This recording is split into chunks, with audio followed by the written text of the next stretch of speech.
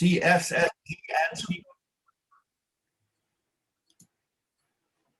Sorry. CPT and DIP ACLM. That is quite a now. Someone needs to mute. Yeah. Alan Williams mute. Thank you. Raina is a registered dietitian nutritionist, a certified specialist in sports dietetics, a certified personal trainer, a diplomate of the American College of Lifestyle Medicine, and the past president of the New York State Academy of Nutrition and Dietetics. Her expertise is considerable. She helps athletes fuel properly to perform at their peak and to exceed their performance goals. And when she's not cycling in the A Classic level with us, she's engaged in a veritable Olympic games of other sports and activities, including ice climbing. I am so jealous. Above all, she's a dear friend to many in the club. Raina, welcome back. The floor is yours. Hey, thank you very much. I am going to share my screen.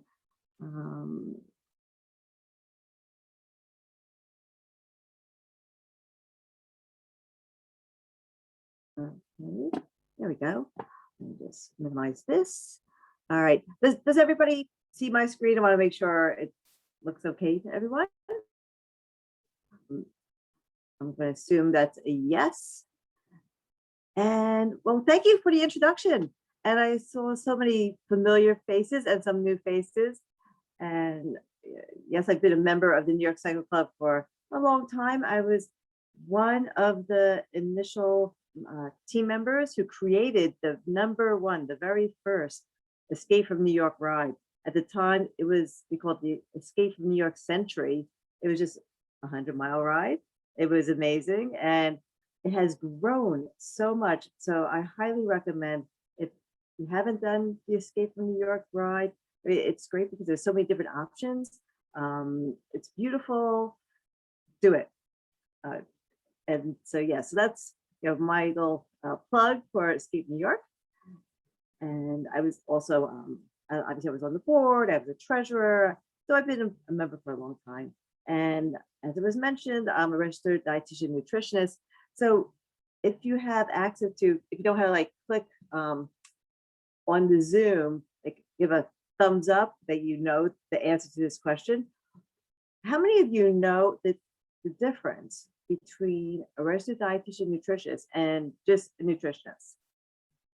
So I guess you could probably just do that in the chat, or there's a way to just give you a thumbs up. But anyway, there is a difference. Any of you who call yourself a nutritionist in the state of New York, there is no licensure, there's no regulation about the term nutritionist. So yeah, you could go to anybody who calls themselves a nutritionist, you have no idea where they're getting their information from. Now, a person who is a registered dietitian or a registered dietitian nutritionist, they're both the same, is an individual who has at the minimum a bachelor's degree in nutrition. I happen to have a master's in nutrition and exercise physiology from Columbia University. And then after you get your degree, then you need to take a year-long internship program. After you pass that, then you need to take a really challenging exam. If you pass the exam, then you could call yourself a registered dietitian nutritionist. But it doesn't just stop there. You have to continually take educational credits. If you don't maintain your credits, then you lose the designation of registered dietitian nutritionist. So if you ever do want to speak to somebody about nutrition, make sure they are RD or RDN. Like I said, it's the same thing. I'm also a certified specialist in sports dietetics, and as mentioned, I'm a certified personal trainer. So today we are going to talk about, there we go, beating the heat. So it's already getting hot. We already experienced a little heat wave this month. Crazy, almost 90 degrees. We weren't ready for it. So we have to learn how to take care of ourselves so we can ride or do whatever other sports or exercise you do in the summertime and feel healthy, feel good, feel strong. So we're going to touch on a few things today. We're going to talk on talk about hydration. We're going to talk about sodium. We're going to talk about dressing for success. So yeah, I'm not talking about your job interview, but looking good and staying cool. Other tips to stay cool. And I will touch upon nutrition.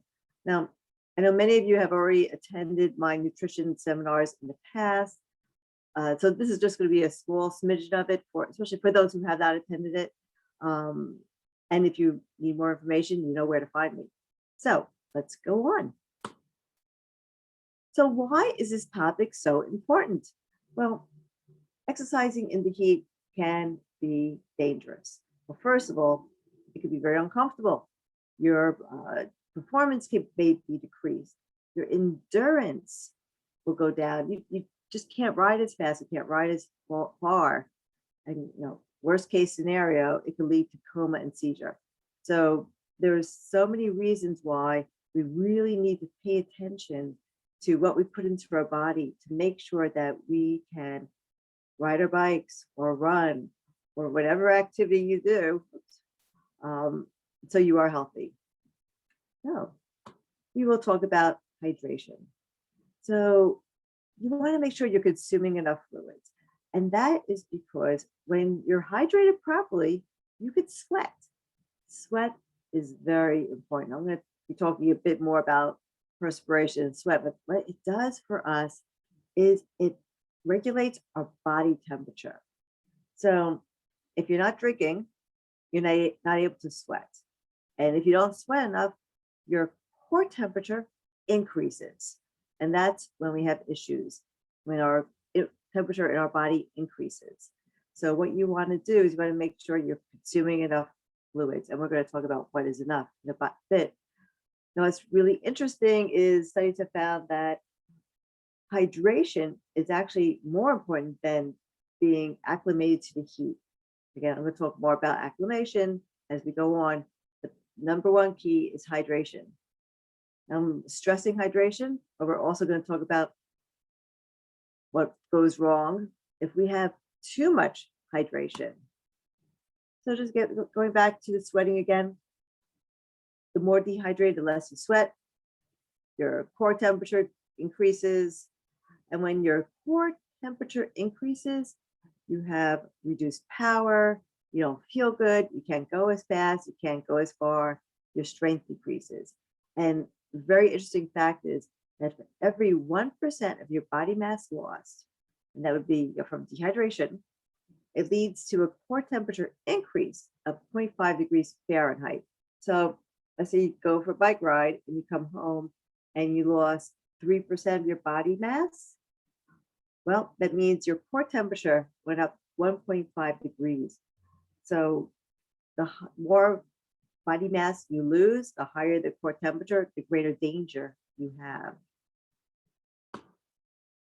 Now, we're going to talk more about fluid. I also want to mention sodium. Sodium is also very important. Sodium maintains the fluid balance in our cells. It helps transmit nerve impulses through your body. It helps your muscles contract and relax. So sodium is very important. But also be aware that if an individual has something like heart disease, kidney disease, diabetes, or some medical issue where sodium, it's recommended that they restrict your sodium, we have a little conflict here, don't we?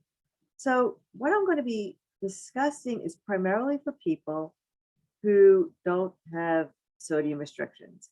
If you do have a sodium restriction, then I'd like you to speak to your doctor, speak to a dietitian about what would be right for you in terms of sodium. It might also mean, during these really hot days, you just gotta keep it easy. Don't go out and ride very hard because you will, if you perspire a lot, you might need more sodium if you're a heavy sweater. So these are different things that are very individualized. And what I'm talking about here is extremely individualized. How much you should drink and how much you should eat and what you should eat, what you should drink. It all comes down to the individual. So what I'm talking about today is very general, but it's going to be enough to get you through your next ride, feeling good and feeling strong. So let's say you're not feeling good. These are the signs and symptoms of hyponatremia and hypohydration. So hypo is low. So hypohydration is decreased total body water. Hyponatremia, so natremia is sodium. That's low blood sodium concentrate. And that quite often occurs when somebody drinks too much water and doesn't have enough sodium. So I don't know how many of you, several years ago, a while ago, we had the New York Cycle Club does a ride up at West Point, and there was a woman on one of the rides. I wasn't on this particular ride, so I'm giving secondhand information. But apparently, she passed out during the ride, and fortunately, Dr. Ed Fishkin, many of you know him, was on that particular ride and knew exactly what was going on and exactly what to do. This woman was experiencing hyponatremia. She was drinking water in her water bottle. She had lots of water, and she drank. And what happens is, as you can see on the right-hand side of this screen, what can occur if you have hyponatremia? It's extremely dangerous. This often happens to marathon runners who usually run greater than 5 hours, and they're stopping at every single water station and drinking water. It's, as I mentioned, it could cause, look at this, a seizure, coma. It's very dangerous. Now, so I'm not saying don't drink, don't drink water. You have to drink water. You have to avoid being hypohydrated. So on the left-hand side of the screen, you see what can occur there. So there's a balance of how much water and how much sodium you need to consume. There we go. So a little bit about hydration, a little bit more. We're going to be going back and forth between hydration and sodium. So you want to make sure you begin your exercise well hydrated. And one thing you could do is look at your urine. And one of the slides coming up is going to be a picture of what your urine should look like that shows that you are hydrated. So perfectly hydrated, not overhydrated, not underhydrated. And you want to be drinking throughout the day. I always have a glass of water with me. Now I have my glass of water. I'm constantly sipping on that. And you want to make sure you drink before you exercise. Now, during exercise, if you're going to be exercising for 90 minutes or less, water by itself should suffice. However, if you're exercising for more than 90 minutes, I highly recommend you have something that has carbohydrates plus electrolytes in your water bottle. Now, sodium is extremely important. It helps your body hold on to the fluids. So that's why it's important to have some electrolytes in your water bottle. You want to aim to drink about 10 to 20 milliliters per kilogram body weight. So how do you figure out your body weight in kilograms? You take your body weight divided by 2.2, you know how many kilograms you are. Now, that equates to weight about 150 pounds, about 20 ounces of water per hour. And then after you ride, you want to continue hydrating yourself. Have some water, but then have a snack that has carbohydrates, protein, and also contains some sodium in it.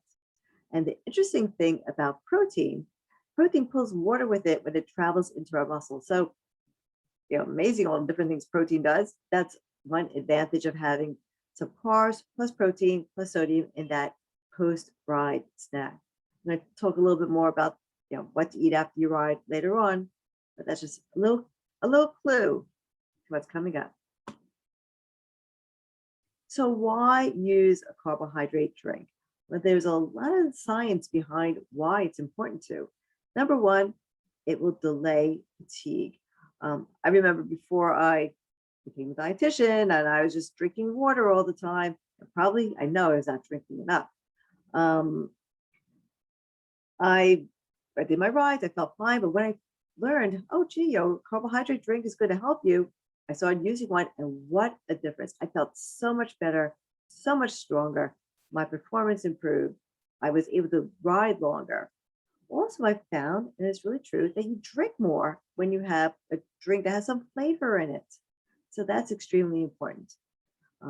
These drinks generally have sodium in it, so that helps you retain fluids. Also, when you have that sodium in your drink, it's going to hopefully prevent hyponatremia. You want to look for drinks that have carbohydrate in the percentage range of 4 to 8%. And most of the drinks out there on the market, those carbohydrate drinks, are in that range. Also, there is, some people will have a drink that has a little protein in it. There's studies that show that protein plus carbohydrates in these drinks improve performance. Something you could try. I tried it myself.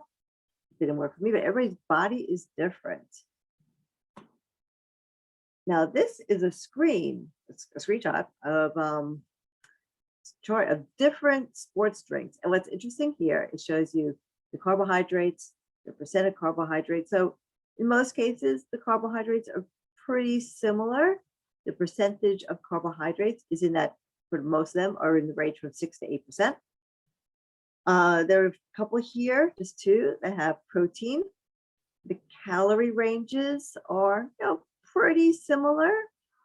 Sodium, there's some big ranges here in sodium. Potassium is another electrolyte that's important to us. Magnesium is another electrolyte, as well as chloride and calcium.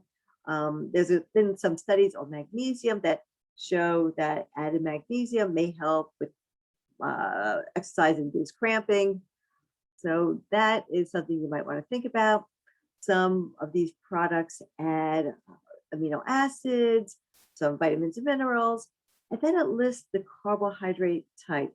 So you're best off finding a sports drink that contains 2 different carbohydrates, a fast and a slow carbohydrate, or maltodextrin. I generally avoid ones with high fructose corn syrup. So this is just a general picture of what's out there. Which one should you drink? Experiment. So, I've tried a whole bunch of these. Some of them work okay for me. Some of them don't work for me. Some give me stomach upset.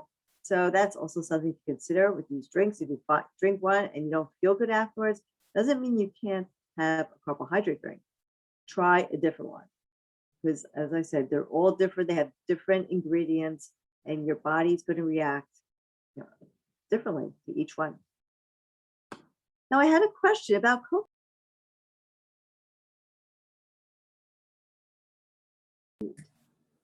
Sorry, Raina, did you want us to let you know when there's questions in the chat, or do you want to go over? That's a good question. I am going to wait to the end to answer the questions.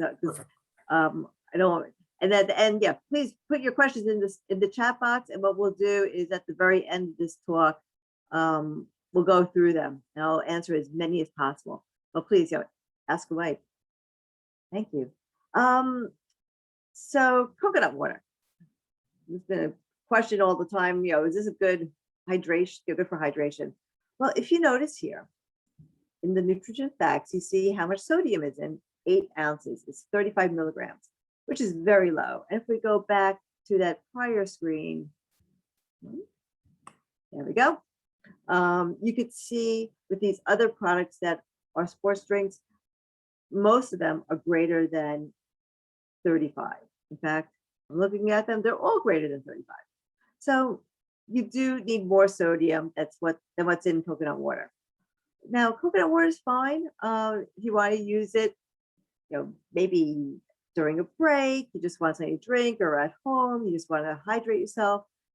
There's nothing wrong with drinking coconut water, but it's not a good choice to put it into your water bottle to be used in the hot heat when you really need some sodium. It's just not enough sodium. Also, it's very low in carbohydrates. So if you're doing a ride that's greater than 90 minutes, it's not going to contribute to your carbohydrates. There are other options. You can eat food as your carbohydrate, but if you want a drink that has some more carbs in it, coconut water won't do it for you. So I want to talk about urine color. This is a great tool to determine how hydrated or over or underhydrated you are. So let's say you wake up in the morning, you go to the bathroom, take a look at your color, your urine color. If it's clear, which is probably not, because usually during an overnight fast, when we wake up in the morning, our urine is usually not clear. But if your urine is ever clear, that means you're overhydrated. You want to cut back a bit on your fluids. If it's a pale yellow, that's great. You're perfect. However, as that color gets darker, you have to be more careful or conscientious about drinking water. Make sure you're getting enough water in. Now, urine color can be deceptive because the food and things that we could drink that could change the color of our urine. So, for example, beets and beetroot. A lot of people use beets as an ecogenic aid. So that's going to make your urine darker. Also, it will change the color of your stool. So if you ever see dark stool and you had beets the night before, that might be why. B vitamins. If you take a B vitamin supplement, it might change the color of your urine and might make it darker. So keep that in mind if you're checking your urine color to assess your hydration level. This is another way to address your or assess, your hydration levels for what?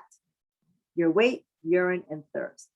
So as an athlete during the heat, it's probably a good idea to weigh yourself every morning, and this is not for weight loss or anything like that. This is just to see how much fluid you might be losing during the day. You want to make sure your weight is pretty much the same day after day. So if you find that your weight is lower the next day, you might be underhydrated. What about your urine? What color is your urine? And lastly, when you wake up in the morning, how thirsty are you? Are you thirsty? Well, if you are, most likely you're underhydrated. So these are 3 things to assess to determine your hydration level in the morning. And this is all really important because if you find you're dehydrated or underhydrated in the morning, make sure you drink plenty of water before you go out for your bike ride or run or exercise or whatever you're doing outdoors in that heat. So we're going to talk a little bit about sweat rate, because sweat rate is going to help you determine how much you should drink. So what should you drink? Well, first of all, experiment. And when you experiment with those drinks, do it on a day when you're not out for a race or you're not doing an important ride. You want to experiment on days that maybe you're going out with your friends, you're doing something short, and you're going to be back home. So if that drink upsets your stomach, it doesn't mess up your ride. Now, we use the hourly sweat rate to determine how much you drink. Now, this sweat rate calculation you need to do a variety of times during the year. You want to do it when it's really hot out, because your sweat rate is going to be different in the winter versus the summer versus the fall versus the spring. So each season you're going to be sweating a different amount. So you want to do that sweat rate. How do you do that? Well, first of all, you're going to weigh yourself before and after a 1-hour workout. So do it, let's say first thing in the morning. You want to make sure you're completely naked, and just go weigh yourself, note it down, write it down, and then go out, do your ride. Keep track of how much water you put into your water bottle, because you're going to need to know how much you drank during that 1-hour bike ride. So you do your ride, you come back, you don't go to the bathroom, don't pee yet, don't eat or drink anything, weigh yourself. Note that down. Note how much weight you lost, if you did lose any weight. Then you also want to measure how much fluid you consumed. So let's get to the weight part. Let's say you lost 1 pound. That means you sweated 16 ounces of fluid. Okay, so you want to write that down. I lost 1 pound, so that's 16 ounces. And then I'm going to add back in how much fluid I actually consumed during that workout. So let's say I drank 16 ounces. I'm going to add that to the 16 ounces I sweated out. That's going to tell me that I have an hourly sweat rate 32 ounces. So that means I should be drinking, that's pretty high, 32 ounces of fluid an hour, which is probably more than anybody does. And it's probably not recommended. It's not recommended to drink that much anyway, but this is just for easy math. So what you want to do is you want to divide that up into 15-minute intervals and slowly, as you're riding, slowly drink your water. You don't want to gulp it all down at once. So you just want to slowly drink that water to meet your fluid needs. Now, when it comes to the body weight that you lose after exercising, that also will tell you whether or not, how hydrated you are. So if you don't lose any body weight, or just let's say 1% plus or minus, you're doing just right. The goal is not to lose more than 2% of your body weight.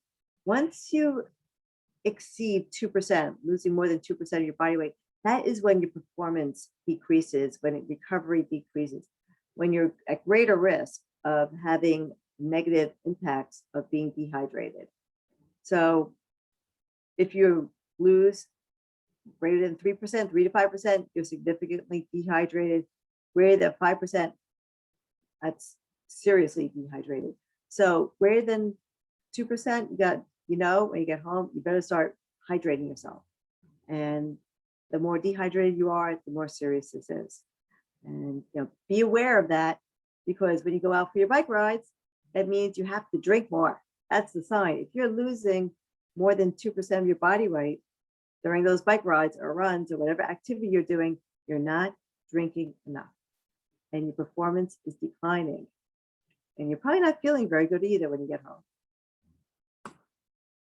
So not only water helps us hydrate, but there's water in foods. Now, in the chat box, can you tell me something that's very common about all these foods? Check out this chat box. If you can tell me what's the commonality of all these things. Give you a couple seconds. Anybody wants to respond? Someone said low-cal. All right. Plants, fruits and vegetables. Yes, you got it. All right. So I'm going to be talking more about fruits and vegetables, but if you consume plenty of fruits and vegetables, that's going to help with the amount of water in your body. So you want to do that year round, all the time. Enjoy your fruits and vegetables, because not only do they add water to our bodies, but a lot of antioxidants, phytonutrients. We'll talk a little bit more about that later when we get to nutrition. Oh, come on, there we go.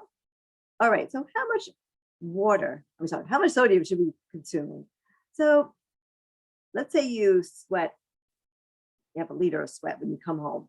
So that means you might be losing about 800 milligrams or more of sodium. And how much we sweat is determined by a lot of different things. Some of us are just naturally salty sweaters. And how do you know if you're a salty sweater? One way is to look at the straps on your bike helmet. If you see they're white, you're probably a salty sweater. If you're wearing, let's say, a dark jersey and it comes back white, or there's white spots, that's a sign there. What we eat can contribute to it. Our age, our gender. Men perspire more than women. The temperature outside, how acclimated you are to the heat, your body weight or your body size.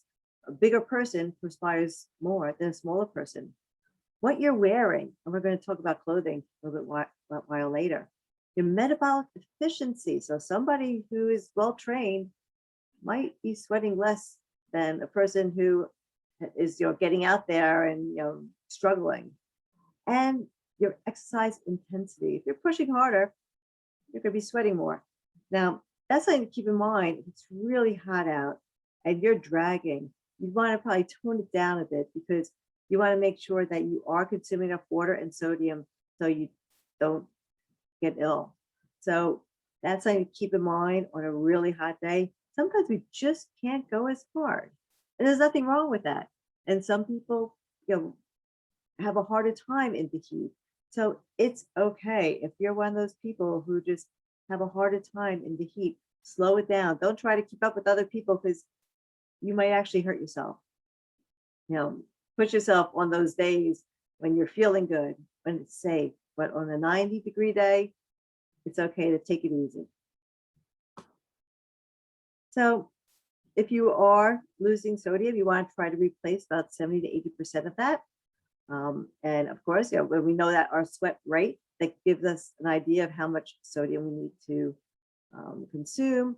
You could get that sodium from hydration drinks. You could get it from things like Noon and electrolytes, and also food.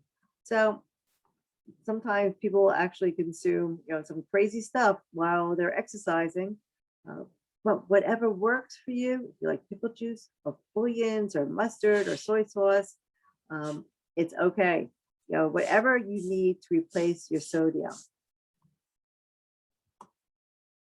So to just summarize sodium and hydration, make sure that you are consuming fluid before you exercise, particularly if you check your urine and you see it's a darker color yellow, you need to make sure you're consuming fluids before you exercise.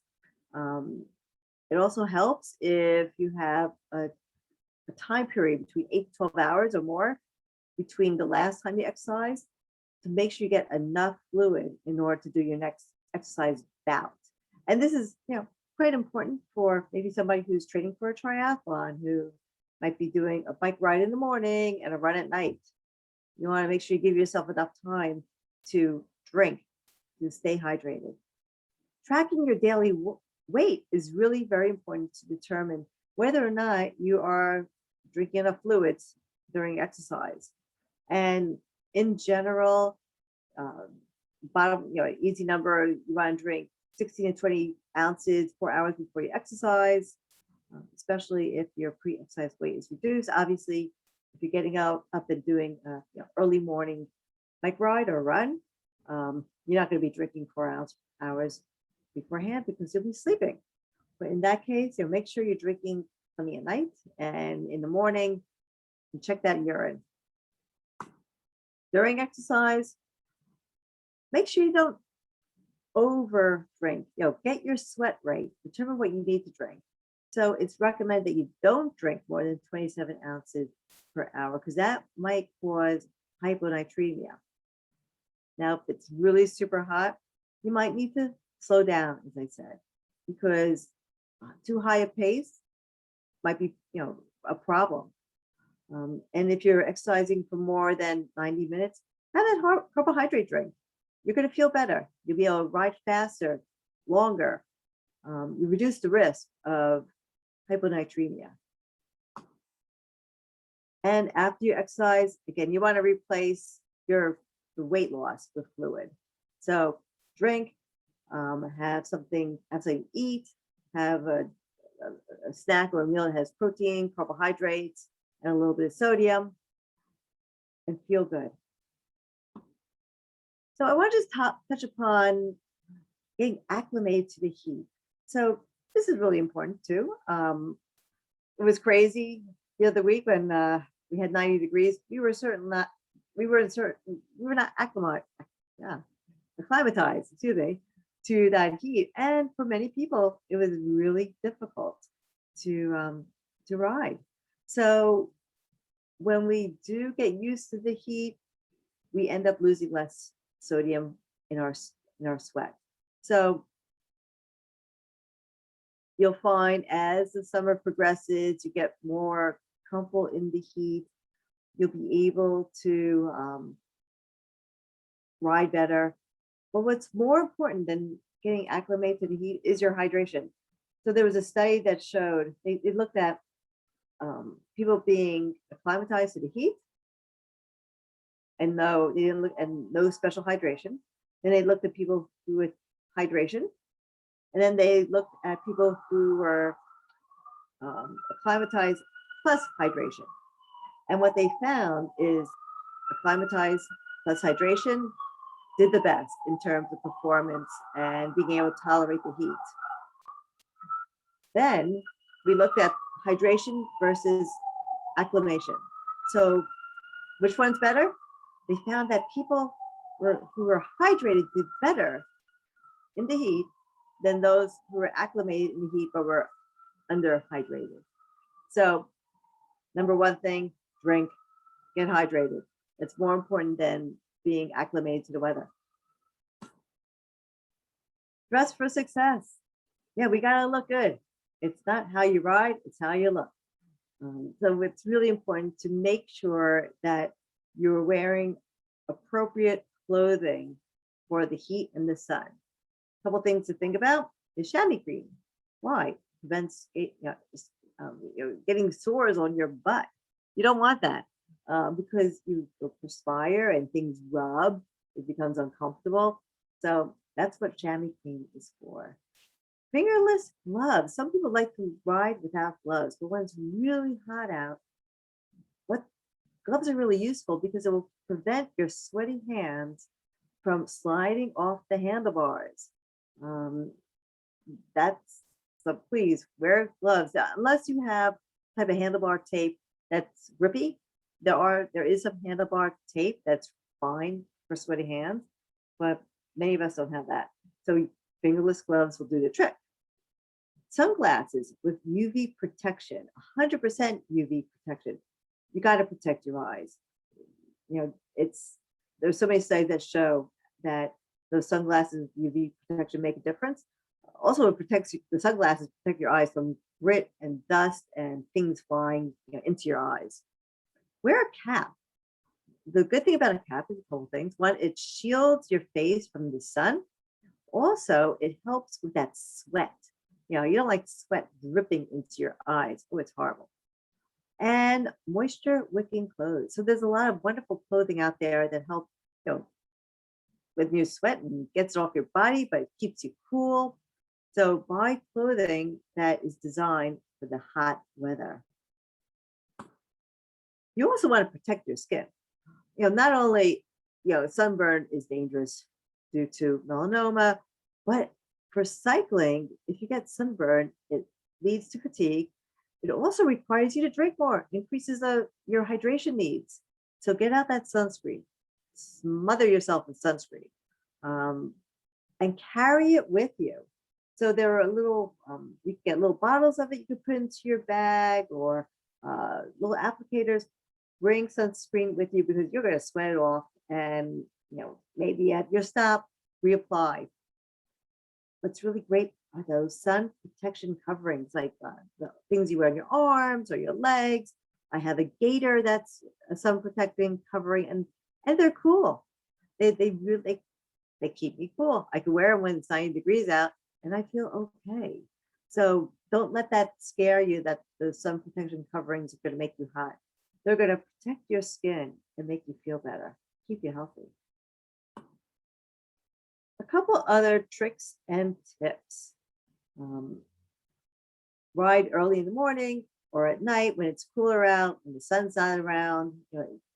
When on those 90-degree days, it's really good to just start super early or ride late at night. Or ride what's right at the right time for you. There's something, I don't know if any of you heard of an ice slushy. So this is exactly what it sounds like. Lots of ice, maybe some flavor in it that you drink prior to a long ride. A lot of racers use this in the heat, and it cools your body temperature down. It really, really works. One thing that I like to do is I'll freeze one water bottle, and I might have my hydration drink in that water bottle, put it in the freezer. Another one, I'll make half full, maybe of water or the hydration drink. And then in the morning, I'll top it off. The problem with that, if you're freezing that bottle halfway full and you want to top it off next day, is sometimes the top of the water bottle is frozen. So you may need to leave it out and unscrew it. Or you might even need some water on top to defrost it so you can open it up. You might want to put ice cubes in your hydration pack or your water bottle. There are insulated water bottles. Use those. Get really hot, you could pour cool water over your neck and your forearms. You never ever want to dump ice on yourself. That is so dangerous. And then I don't know if any of you ever heard of this Mission Hydroactive on the go small cooling towel. It's tiny, it fits into your pocket. So what you do, you open it up and it activates a cold towel. Kind of like reminds me of, if any of you in the wintertime use the heaters that you open up the package and you get this little device, the little thing that gets warm and you put it into your gloves or into your shoes. Well, this is keep you cool.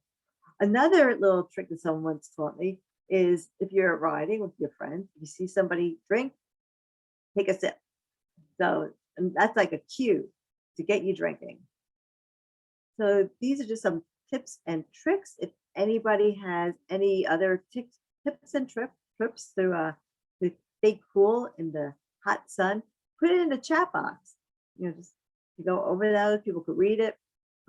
The more tips and tricks we share, the better we're going to feel. So I'm going to go through nutrition for exercise really, really quickly because I want to save some time for questions.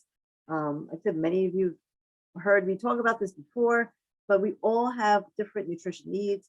It depends upon the type of exercise we're doing, the frequency, the intensity, and the time of your exercise, your body weight, your own personal weight goals, your age, are you pregnant, you have medical issues. So there's so many things involved in nutrition and exercise. One thing I want to tell all of you is carbs are your friend. I showed that screen before of the food, the fruits and vegetables have lots of water. Well, carbs are the #1 source of energy for us. Now, yeah, some people might do a little bit better on different macros, but in general, for the majority of us, carbs are the way to go. I recommend you experiment with different types of foods and see what works best for you. But I'm just going to emphasize carbohydrates are your main source of energy. And as much as possible, stick to whole food, plant-based, because that's where you're going to get your phytonutrients, your antioxidants. When we bike ride, when we exercise, our body produces free radicals. And we need to consume antioxidants to fight against those free radicals and stay healthy and strong. Now, this is what is called the athlete's plate. And there's 3 of them. There's like off season, there's moderate training, and race day. I'm showing moderate training because this is where the majority of us are at, where if you just take a look at this is how we should be eating on a regular basis. In fact, where it says you see the picture of the vegetables, I'd say have as many as you want. Fill your entire plate up, overflowing with vegetables. And of course, add your grains, your lean protein, lean towards plant-based proteins as much as possible. Fruits are important, a little bit of fat. Fat is not that important because we get it from a lot of foods. It's in foods. If you try to gain weight, maybe fat will be important to you. But overall, I don't emphasize fat as much as I do carbohydrates and lean proteins, fruits and vegetables, and fluids, and lots of spices. Spice up your life. Pre-exercise fueling. Before exercise, carbohydrates, again, are your friend. Now, if you're going to exercise for less than 60 minutes, like going out and doing some laps in the park, and you're going to be out there 60 minutes, maybe 90 minutes, you really don't need anything. But if you want, you can have 30 grams of quick digesting carbohydrate. If you're exercising for more than 60 to 90 minutes, that's when you want to add in your carbohydrates. Again, what exactly you should be eating is going to be up to you. You can experiment. Come talk to me. I'll give you some great ideas. When you do experiment, don't do it on race day or an event day, a day when you want to be strong. During exercise. So if you're exercising for less than 45 minutes, you definitely don't need any carbohydrate. Even less than 90 minutes, you don't need anything. But if you want, you can have what's called a mouth rinse. So what that is studies have shown that people who have had a sugary drink and they put it in their mouth and they spit it out, it activates something in their brain that improves performance. I'm not saying do that, but it's just a very interesting thing to do. If you're exercising for an hour or more, I suggest highly that you have 30 to 60 grams of carbohydrates per hour. And if you're exercising more than 2.5 hours, you can have up to 90 grams per hour. What's important about these carbs? It's going to keep you strong. It's going to keep you moving, improve your performance. And then after exercise, you want to recover. And so when you come home from your ride, just think about having either a meal or a snack that contains carbohydrate and protein. And that's going to help recover from your exercise. So, like I said, I wanted to save some time for questions. And I want to thank everybody for coming. If you do have specific questions or very individualized questions, please call me or email me. If you want to meet with me for a period of time, I accept insurance. So it's quite possible that we could meet with insurance. So I am going to go up and look at the questions that have been asked. And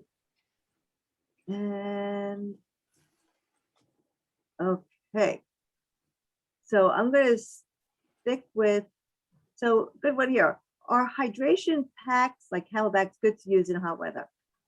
Well, a lot of them are insulated. So yes, they're definitely good to use, because I also find when I'm using a Camelback, I end up drinking a lot more, especially when I do gravel rides. I find, I don't like taking my hands off the handlebars as often when I'm doing a gravel ride. So when I'm using a hydration pack, boy, I drink so much more. So yes, I think that's an excellent suggestion. Definitely do that. So there's a question about carbohydrates in the drinks. Again, that's very specific. I definitely have that. Hypohydration equals dehydration, yes.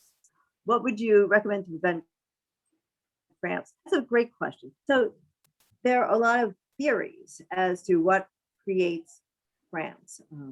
And it's probably a combination of a lot of different things.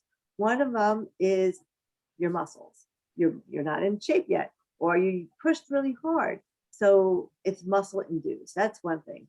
Another one could be electrolytes. So it could be sodium, it could be magnesium. That could also be why you are having cramps. So also it could be a lack of carbohydrates. So what you really need to do to prevent those cramps, number one, get in shape for the rides that you're doing. Number two, make sure you're drinking enough, plus you have those electrolytes in your fluid. So I hope that answers the question. And also make sure you're eating your carbohydrates while you're riding. Obviously, cramps usually happen on the longer rides or longer runs. It don't generally happen in something that's an hour long.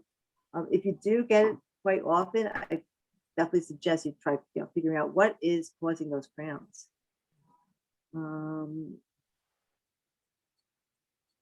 Going.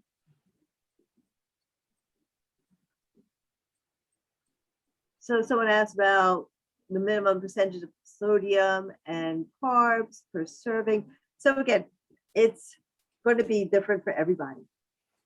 So I don't want to give a number, because if I give a number for you, it might be too low, and for someone else, it's going to be too high. And that's where we have to know what our sweat rate is. We have to know what our goals are.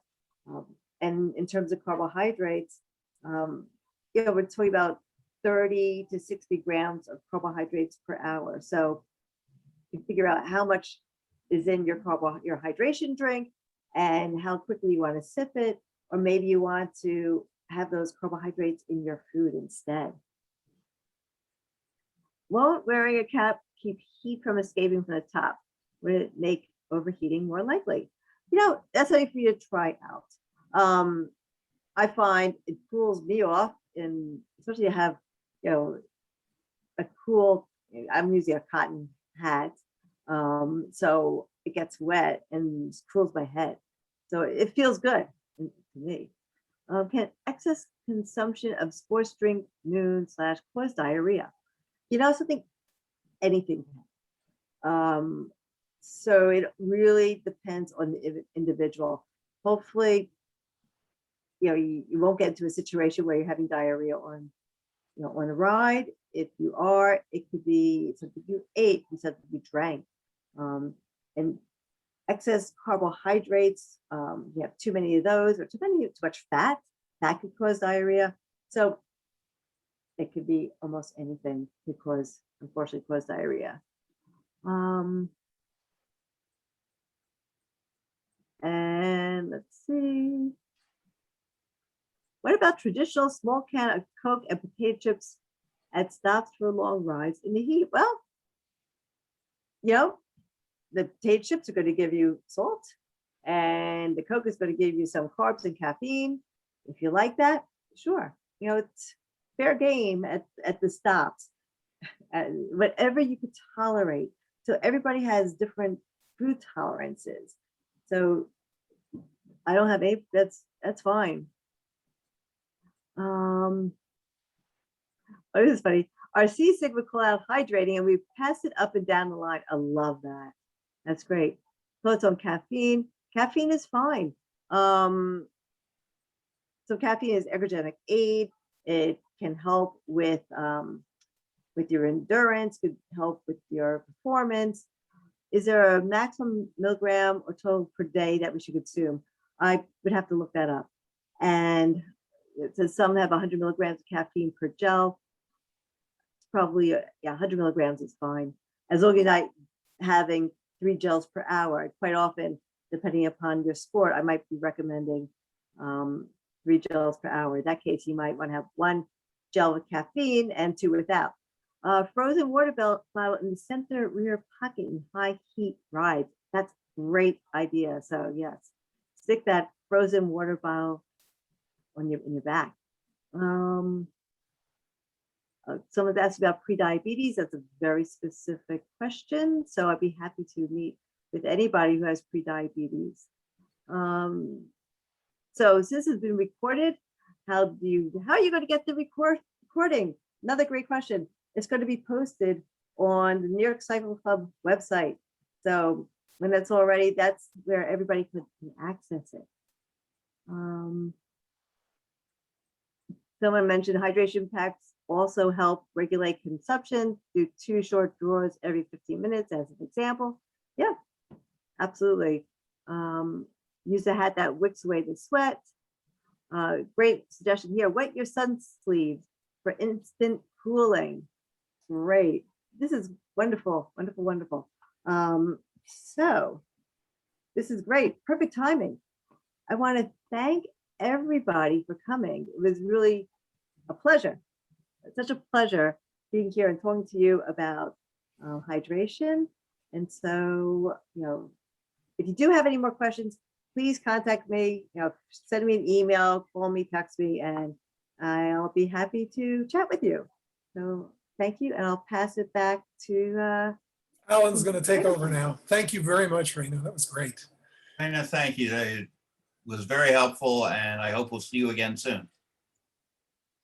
So now I'm going to share my screen. And we're going to have, it's only going to take a couple minutes. Our sponsor is Unlimited Biking, one of several. They're a major sponsor and they've given us quite a bit to raffle off. So we're going to, essentially the way the raffle is going to work is I've uploaded, whoops, where did it go? I've uploaded all of your names from Zoom into the spreadsheet. You'll see here that we'll have 4 items to raffle off. The first one is a day rental on a hybrid. The second will be a day rental of a road bike. The third will be a Ride It Out Weekly. So during the pandemic, they came up with this idea for people needing bikes that you could use, like instead of a weekly subway pass, you could use a weekly bike. And they actually have a Ride It Out monthly. So you'll be able to walk in and get a bike for a month if you have a guest coming or a week. So without further ado, I'm using a tool called the random number generator. You'll notice there were 97 who registered. So we've made an executive decision that anyone who took the effort to register and intended to come, hopefully will watch the replay, has a chance to win. So all I have to do is press this button and we get the number 76. Now I go back. This is who will have won the hybrid rental. So number 76 is Cara Alperin. There you go. So I'll follow up with you with an email on how to claim your prize. Congratulations, And number 2 is the day rental. We just press the button again, we get number 30. Number 30 is Alexander Hatter, number 2. And our third winner, now we're getting up into the week of a bike rental, so this is a biggie. Number 13, lucky number 13. Who's lucky number 13? Rodney King. And last but not least, the month of a bike rental. Number 16 is Jim Lane. So with that, I want to thank you all for your attention. Congratulations to the winners, and hopefully in a few more weeks when we have another one of these sessions, we'll have some more to raffle off. All right. That's it. Good night, everybody. Thank you for coming, and we'll see you next month. Take care. Thanks. And thanks to Sheila for coordinating this. Yes, thank you, Sheila O'Connor.